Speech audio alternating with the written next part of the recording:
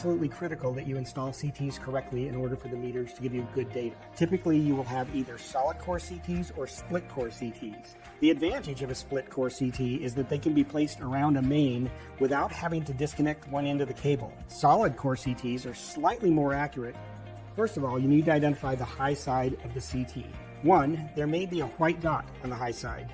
2, the word high might be embossed in the plastic. And 3, there may be an arrow pointing in a direction labeled source or line. Let's take a look at a typical shorting block. The shorting block will allow you to short the CT leads at the shorting block. This allows you to fix wiring issues or even remove the meter without damaging the CTs.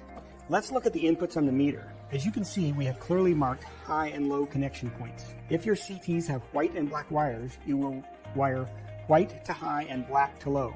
Finally, on our website, you will find the wiring diagrams for your meter. Here's an example of the Shark 200 wiring diagram with a Y connection. Notice the CTs with the dot indicator showing the high side of the CT. You can also see that the diagram is labeled with line and load. The CT shorting block is also shown here. Finally, the voltage inputs and power for the meter are also shown connecting to the back of the meter.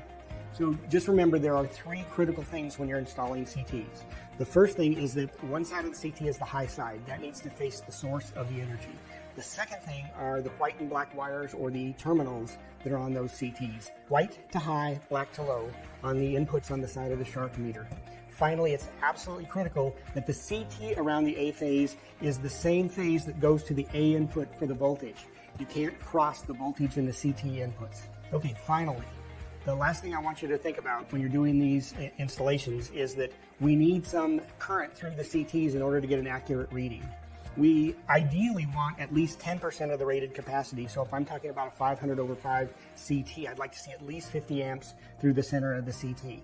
Really small currents do not give you accurate representations of either the value of the current or the phase angle between the voltage and the current.